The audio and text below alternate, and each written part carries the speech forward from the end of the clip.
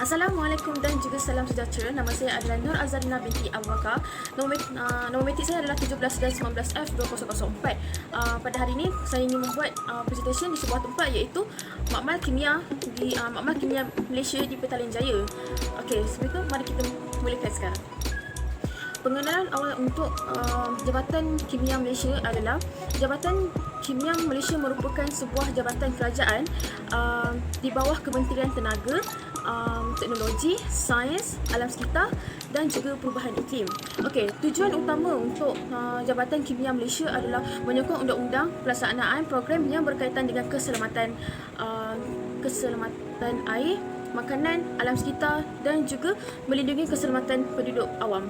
Itu sahaja untuk pengenalan awal yang saya boleh ringkaskan. Selamat sejahtera, nama saya Tarishni Ana Perempuan Ravichandran, nombor metrik 17-19F2009. Sekarang saya ingin menceritakan bahagian saya, iaitu cara-cara mengenal pasti hazard di tempat kerja.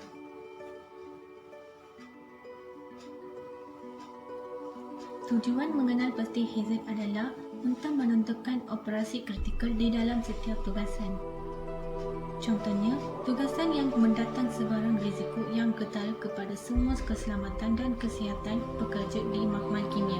Selain itu, menekankan hazard yang berkaitan dengan kelengkapannya tertentu yang disebabkan oleh sumber tenaga keadaan kerja ataupun aktiviti-aktiviti yang dijalankan. Gambar raja ini merupakan simbol-simbol hazard kimia yang terdapat di dalam makmal kimia.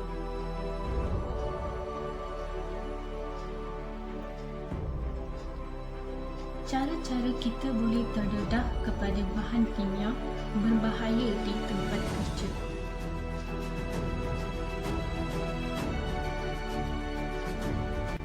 Antaranya ialah melalui pernafasan, sentuhan dengan kulit termasuk mata, melalui mulut dan juga melalui sentikan. Contohnya, seseorang pekerja itu boleh menyedot bahan kimia berbahaya itu melalui pernafasan sekiranya terdedah secara langsung tanpa sebarang kawalan, kejuruteraan ataupun pakaian pelindungan diri. Selain itu, bahan kimia berbahaya boleh terkena kulit semasa pengendalian bahan kimia tersebut.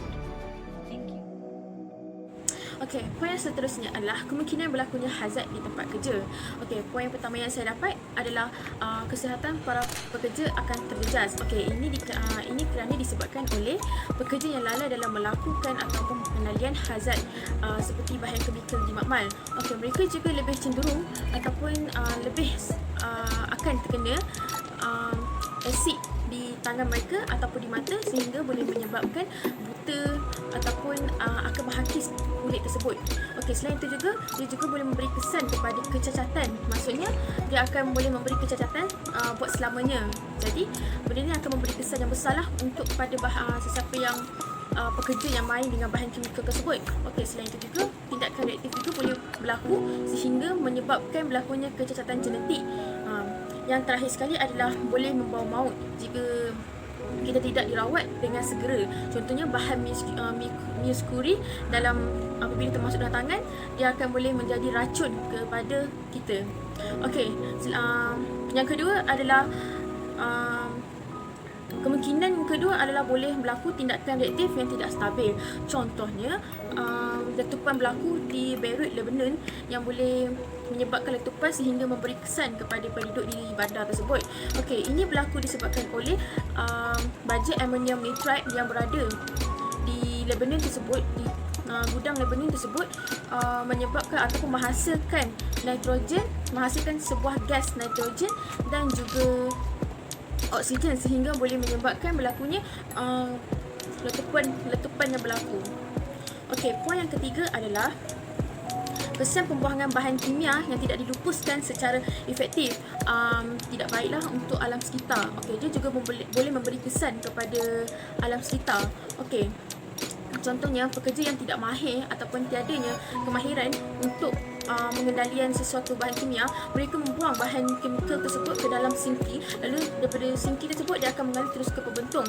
Jadi daripada pembentung tu dia akan mengalir ke sungai-sungai ataupun mana-mana yang boleh menyebabkan berlakunya pencemaran air disebabkan oleh bahan kimia yang sedikit sahaja boleh mencemarkan sungai, boleh memberi kesan kepada hidupan akuatik sama ada di air, dan memberi kesan kepada manusia pada masa akan datang. Itu sahaja yang saya dapat. Assalamualaikum, nama saya Maisara binti Muhammad Syam, nombor matrik 17-19F 2007. Saya akan menerangkan tentang apa itu matriks risiko. Matriks risiko ialah matriks yang digunakan semasa penilaian risiko untuk menentukan tahap risiko dengan mempertimbangkan kategori kebarangkalian atau kemungkinan keparahan risiko tersebut. Jadi ini adalah mudah untuk meningkatkan penglihatan risiko dan membantu pengurusan membuat keputusan. Jadi risiko adalah kurangnya kepastian mengenai hasil membuat pilihan tertentu. Jadi secara statistik, tahap risiko penurunan dapat dikira sebagai hasil dari keberangkalian bahaya berlaku. Contohnya, kemalangan berlaku dikalikan dengan keparahan kemudaratan itu. Jadi jumlah rata-rata atau lebih secara konservatif jumlah maksimum boleh dipercayai memudaratkan. Jadi dalam praktiknya, matriks risiko adalah pendekatan yang berguna di mana kebarangkalian atau keparahan bahaya tidak dapat dianggarkan dengan tepat dan ketepatan. Seterusnya, ini adalah gambaran matriks risiko. Jadi kebarangkalian berlakunya bahaya mungkin dikategorikan sebagai sangat sering, sedang, jarang dan sangat jarang. Walau bagaimanapun, mesti dipertimbangkan bahawa kebarangkalian yang sangat rendah mungkin tidak boleh dipercayai, dan warna pada raja tersebut juga memain peranan bahayanya risiko tersebut. Cara mengatasi atau mencegah bahaya. Pertama sekali, kita perlulah mengenal pasti langkah-langkah untuk pencegahan keberbahayaan. Yang pertama sekali itu melakukan HIRA, itu Hazard Identification dan Risk Assessment, iaitu mengenal pasti hazard-hazard yang terdapat di tempat kerja. Yang kedua, menaksir risiko setiap hazard. Dan yang ketiga iaitu menentu dan menyusun risiko hazard tersebut mengikut arasnya. Yang seterusnya itu melakukan kawalan melalui hierarki, iaitu elimination, itu penghapusan hazard dari tempat atau proses kerja. Contohnya, tidak lagi menggunakan asbestos kerana ia boleh menyebabkan penyakit paru-paru seperti parah. Dan yang kedua itu penggantian hazard yang ada dengan sesuatu yang kurang berisiko. Contohnya, pemotong berkuasa pneumatik digunakan dalam kerja memotong yang melibatkan bahan bakar bagi menggantikan pemotong yang menghasilkan percikan api. Seterusnya itu kejuruteraan, memasukkan ciri-ciri keselamatan ke dalam peralatan mesin atau kelengkapan pekerjaan. Contohnya, memasang penghadang kepada bahagian mesin yang berputar. Dan yang terakhir itu pentadbiran aspek keselamatan dan kesihatan pekerjaan diurus oleh pihak pengurusan dan pekerja. Contohnya, melaksanakan tugas secara bergiliran untuk mengurangkan pendedahan kepada hazard. Terima kasih. Itu sahaja daripada saya, Maisara binti Muhammad Syam, 17-19F 2007.